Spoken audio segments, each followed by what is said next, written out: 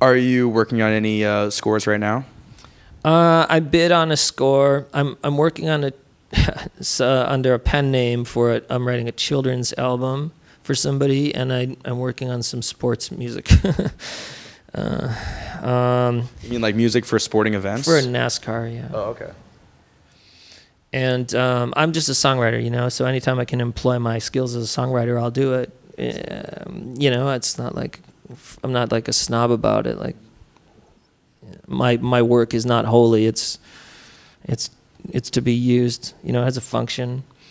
But yeah, I put a like kind of, I'm in the running for a new one, but right now I don't think I'll probably be doing any features this summer because I'm so busy with my own music.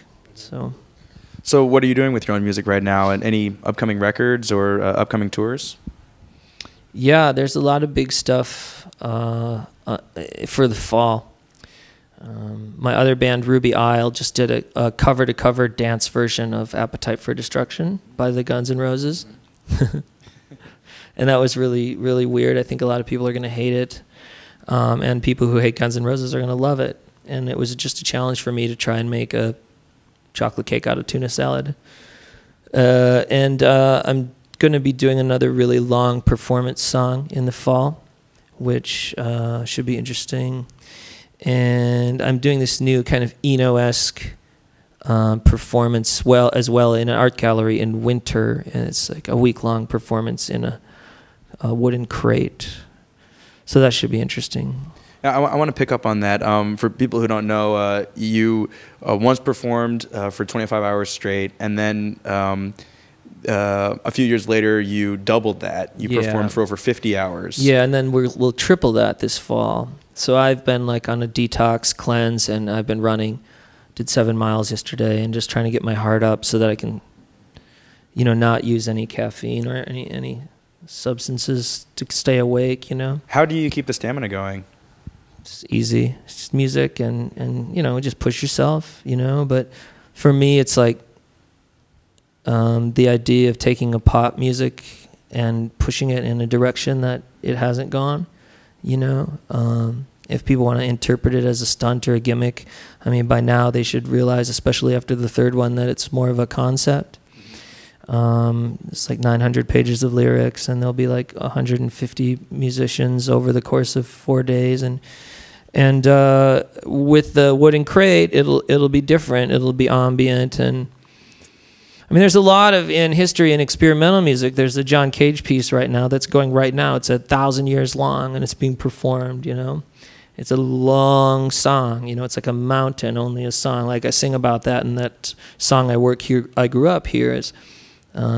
The king will die quickly, but the mountain never knows. It's like, we're here for such a fleeting moment, you know, and a pop song is always 3.5 minutes, you know, it's always the same thing. And we think as musicians, we're being so creative, but like it's this stringent, hardly an art form. It's like the same thing, verse, chorus, bridge, chorus. And it's fun to work under those limitations, but I think it's also good for a musician to break rules. I don't know how many people are breaking rules. A lot of times when a musician does break rules, it's interpreted by the press as a stunt, when in fact it's, you know, they just don't give a shit. So you're pushing the limits of the pop song in time, definitely by stretching it out to enormous proportions. Epic, yeah. This one will be an epic. How do you think that the crate will affect the way that what's the spatial dimension of pop music? The spatial dimension of pop music? Well, you're talking about performing this this long piece in this specific space. Yeah. How is the space going to interact with the performance? In the crate piece, it's going to be about performance and audience, you know? And it's going to be about like something like Walden or something where, you know, an artist might go on a personal excursion and exclusion, you know, to get lost within, you know, the music and like get lost within it and succumb to this world that is very minimal and see what comes out of it. Like it's an experiment, but it's also a journey. but at the same time, it's going to be, you know, open online for people to hear what's happening, and it'll be ambient and pretty plain, so it'll be probably fairly dismissible and kind of like Eno-esque, you know, like, but the idea being, you know, what is a performance if the performance cannot be seen? Is it, you know, what is it then, you know?